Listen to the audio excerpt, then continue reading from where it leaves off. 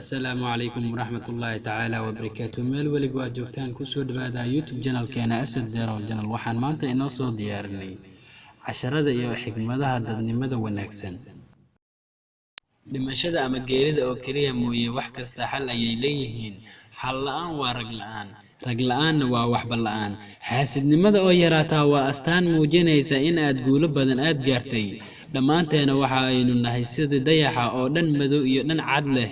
نن أن دله دده جامنكم وناكسنا وحكستو أن لو ددين سفدنا لوهلا ويقيموا بيلان هدالا فشل من ددال لما إيمانيسيد إن أتفشل متوا قول دركم الجارة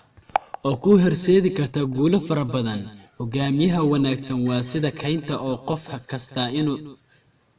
انتو قالوا أيو وحكسو هلا وجاميها وناكسن واسدا حرر راشين oo dadka oo dhami way ku soo ururaan agtiisa hogaamiyaha wanaagsan waa sida geed weyn oo la harsado ma dhici karayso in rumaysanin maankaagana ka saar konton sano ka hor waxa ay rumaysnaayeen kooxaha ordada ku caanbaxay insaanka hal meel in aanu ku jiri karin in ka yar 4 daqiiqadood hase yeeshee mid ka mid ah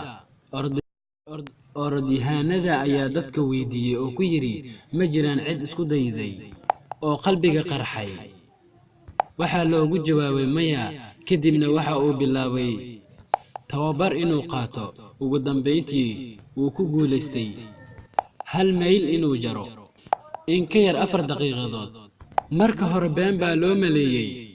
iyo inuu waalan yahay laakiin markii la ogaaday inay dhab tahay isla sanadka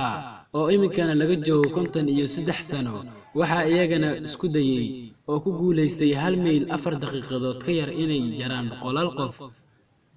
qoosashada dib u dhaca ayay ku horseedaa ee ka faa'iideyso doonista Ilaahay kugu beeray oo wax kasta aad ku gaari karto waxa jirta mahmaah caalami ah oo qaaliya tiraahdana waad kartaa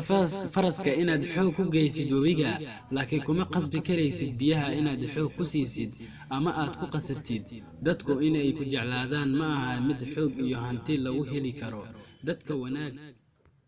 kula dhaqan